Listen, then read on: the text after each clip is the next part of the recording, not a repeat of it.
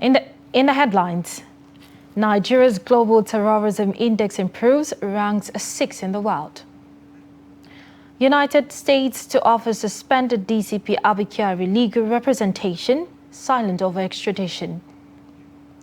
Federal government to set up committee to renegotiate 2009 agreement with Academy Staff Union of Universities. And on the foreign scene, Russia resumes offensive in Ukraine as ceasefire fails in the key city with allegations of violence by both Russia and Ukraine. Hello and welcome to Trust TV News Updates. I am Martia Umar.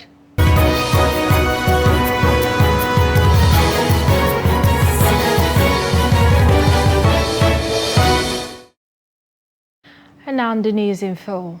Nigeria has moved to 6th position in the latest Global Terrorism Index, GTI, following successes in the fight against Boko Haram insurgents, dropping 2 places from 4th, a position it has occupied since 2017. The GTI, published by an independent and non-profit think tank, the Institute for Economics and Peace, indicated that Nigeria, Syria and Somalia are the only nations among the 10 most affected by terrorism to get an improved score from 2020 to 2021.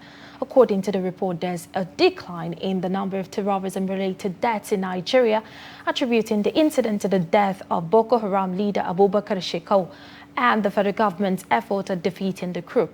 According to the report, the total deaths from terrorism in Nigeria fell to 448 in 2021, the lowest level since 2011, with terror-related casualties dropping by almost half compared with the previous year. However, the number of terrorist attacks increased by 49% between 2020 and 2021. Police in Kano has arrested and paraded 253 suspects, ranging from suspected armed robbers, bandits, logistics supplier, kidnappers, tricycle snatchers, among others. Parading the suspect, Command's Public Relations Officer SP Abdullahi Kiawa said the clearance operations also arrested bandit supplier identified as Ali Muhammad, aged 44, as well as cattle rustlers. Items recovered from their suspects include large cache of arms and ammunition, cows and goats, weapons, vehicle, tricycle, among others.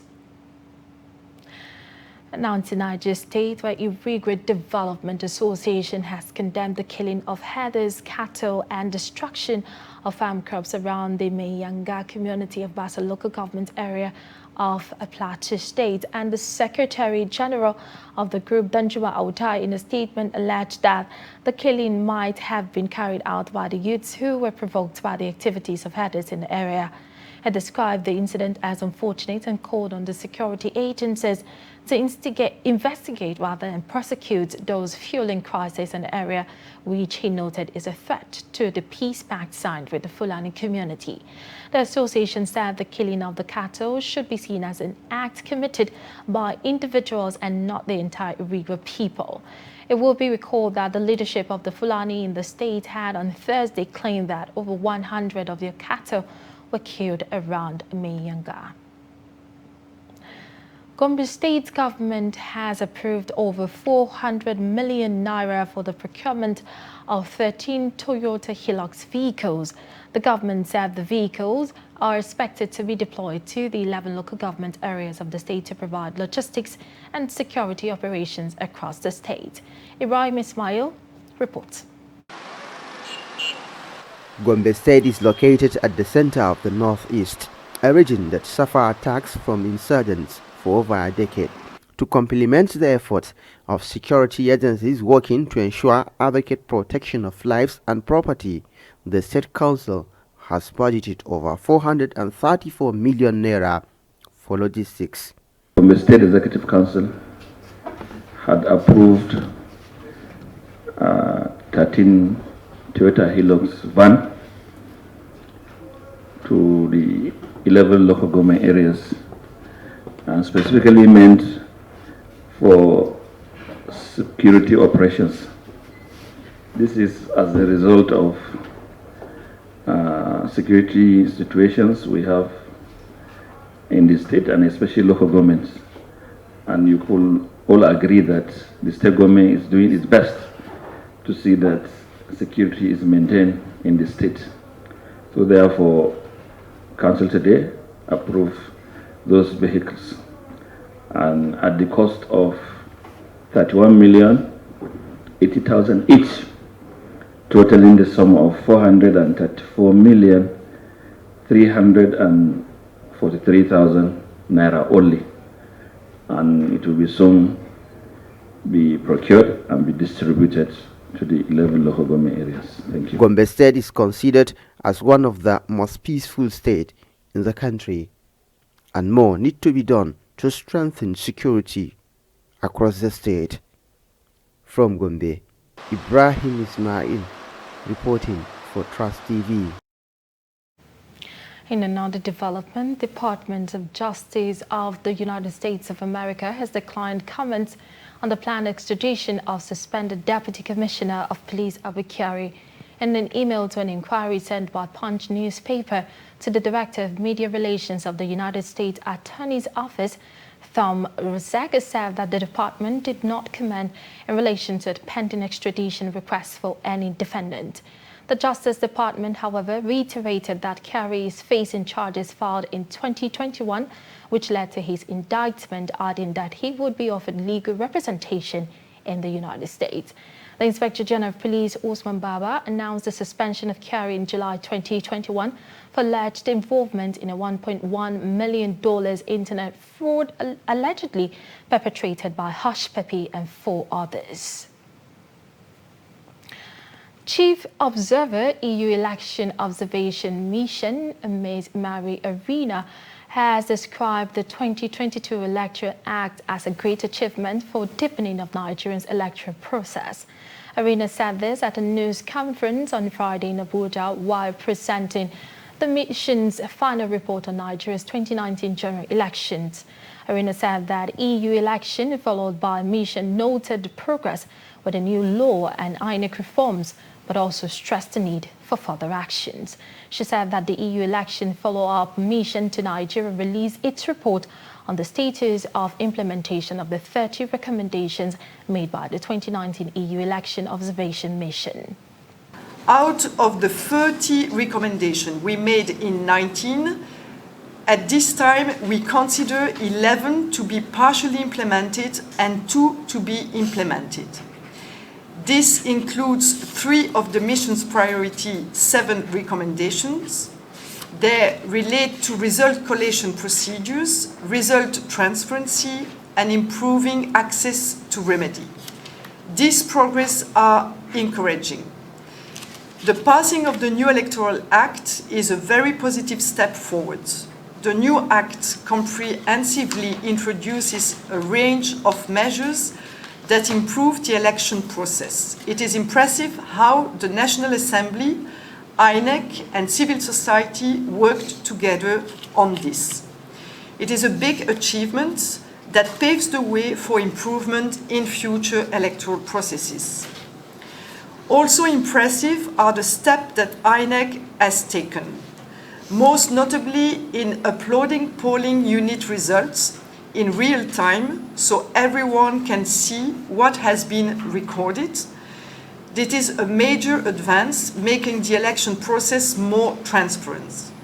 INEC has also made more information public on its website and is meeting regularly with stakeholders. These and other actions are really encouraging. However, there are very real challenges ahead for INEC.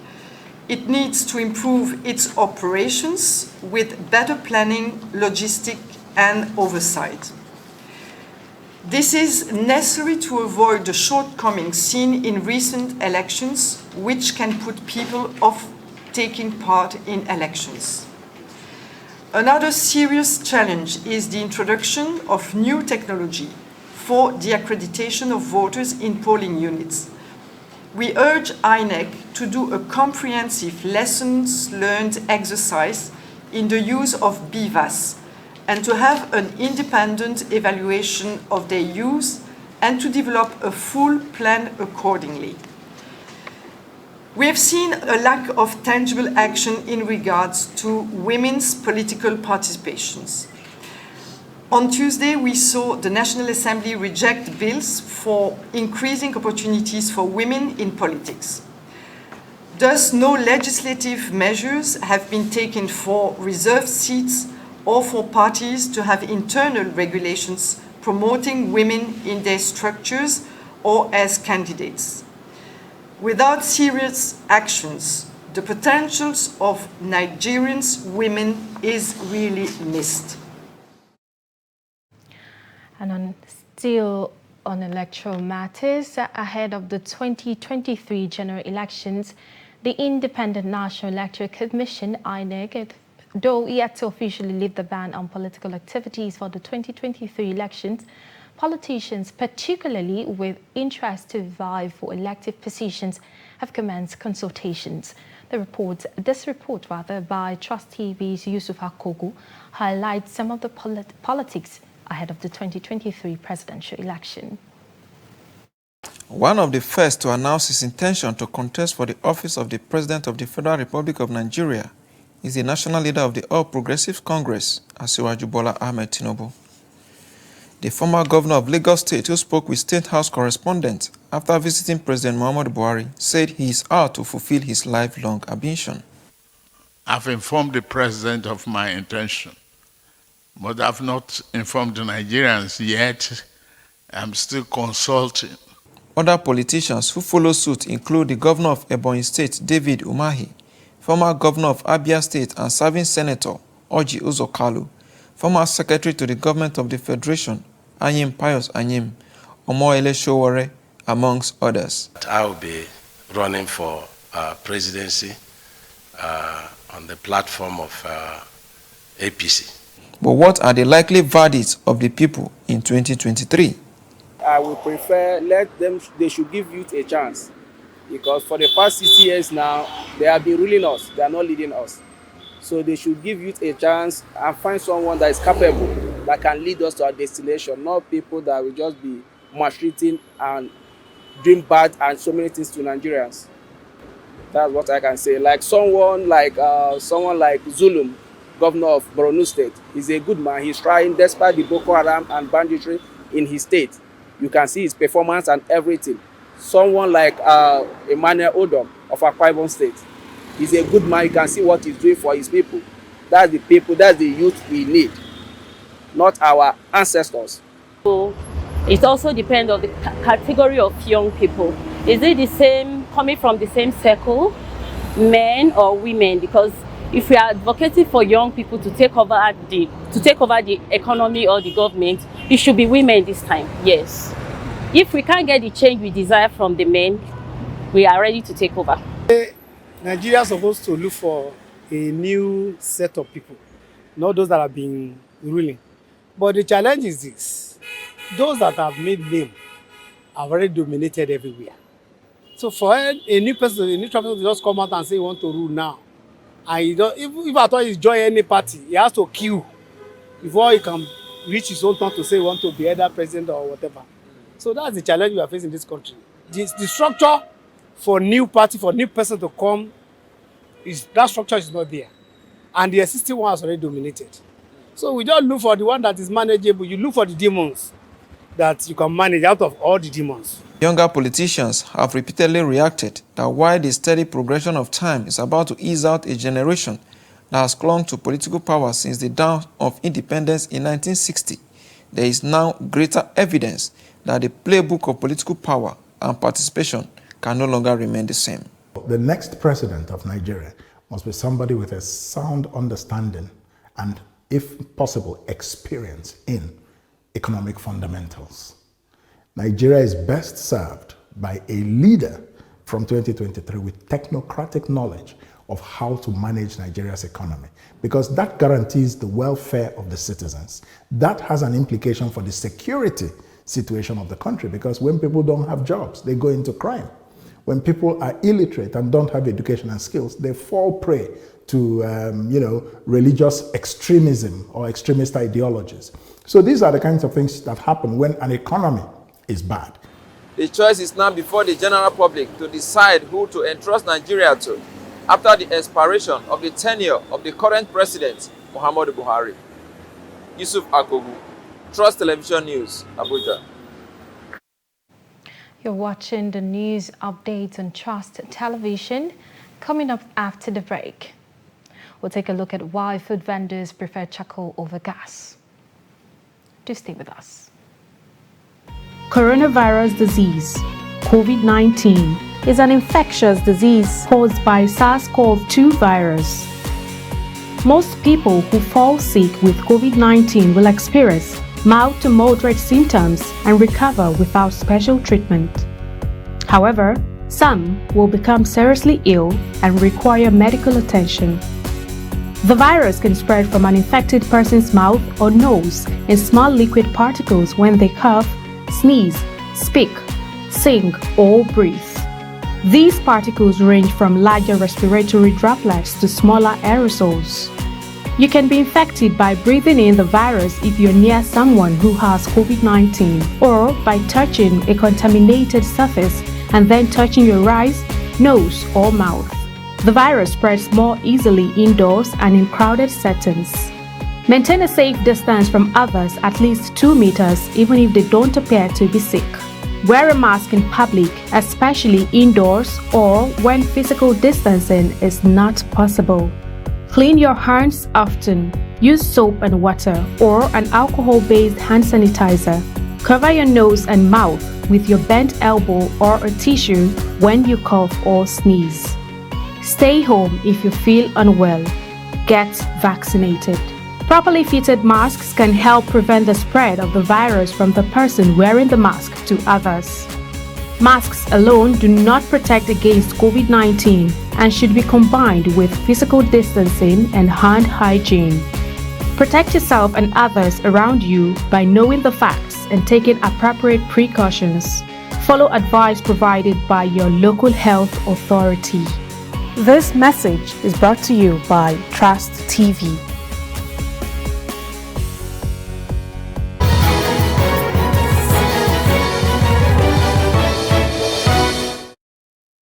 Welcome back. Thank you for staying with us. You're still watching news updates on Trust Television. Let's take a look at our top stories. We told you that Nigeria has moved to 6th position in the latest Global Terrorism Index, dropping 2 places from 4th, a position it has occupied since 2017. And the Department of Justice of the United States of America has declined comment on the planned extradition of the Deputy Commissioner of Police, Abakari. Moving to more news, Nigeria's Center for Disease Control (NCDC) says 3 people tested positive for coronavirus on Saturday. NCDC stated this in its latest coronavirus data published for Saturday, 5th March, which is the lowest number of daily new COVID-19 cases in 2022 so far. Meanwhile, no death figure recorded from COVID-19 complications, leaving the death toll at 3,142. The daily count of recoveries increased slightly, with 11 patients discharged on Saturday, increasing the total to 249,171. Since the index case in February 2020, Nigeria has confirmed 254,640 coronavirus infections. A Minister of Education, Adamu, is to inaugurate a committee to renegotiate the 2009 agreement between the federal government and the Academic Staff Union of Universities on Monday. The spokesman for the ministry, Bengun, confirmed the inauguration to Sunday Punch. The 7-member committee is to look into the 2009 agreement, which has become a bone of contention between the two parties' agreement and is expected to turn in its report in 6 weeks from the time of inauguration. Part of the agreement between the government with ASU is the condition of service of university lecturers to be reviewed every 5 years. The condition of service, which include the issue of salaries and allowances of the lecturers, among others. And food vendors in Kaduna have no difficulty choosing between using gas or charcoal for cooking. One is expensive and the other is not. But the recent ban on tree felling in the state, making charcoal a scarce commodity, makes the business even attractive. Trust TV's Fatima Ladan speaks to some charcoal sellers in Kaduna. The report. Trees play a critical role of not only preserving the environment, but also increase the quality of life by bringing natural serenity and attracting biodiversity. Nonetheless, tree felling to make firewood and charcoal is on the increase by the day in Kaduna State. The business of charcoal started booming as prices of domestic cooking gas went up. Many households resorted to using charcoal as cheap means of cooking. With a ban placed on tree felling in Kaduna State, the business is facing a setback. A charcoal vendor in Kaduna explains. Truly, there is business. The business is initially, it used to be 800 or 1,000, but now it is up to 2,500. You see, the price has doubled in Kaduna. I think it's because the government placed a ban on charcoal business. That is why it is expensive. Mama Abdul Samad, a food vendor who uses charcoal to cook, says the price hike in the commodity is a threat to her business. We suffer for firewood, and the charcoal too will suffer for it. Because when they carry it enter, they catch the people and they carry and enter. Before we buy it 3,001, 3,002, but now you don't already decrease small like 2,800. We buy it yesterday. Before we are buying it 1,000 to 1,005. But now everything is increased. People suffer. May they help us for Nigeria, Gabadaya. Now, nothing. We just dey work. Maybe we say we dey work. Maybe we not work for nothing. Because before, why we buy the charcoal is 1,000 to 1,003. Yes, it's 1,500. But now it's 3,000 plus. While the charcoal sellers and users urge the government to come to their aid by lifting the ban, the government and stakeholders on their part also call on the populace to imbibe the culture of tree planting in order to restore the biodiversity of the environment.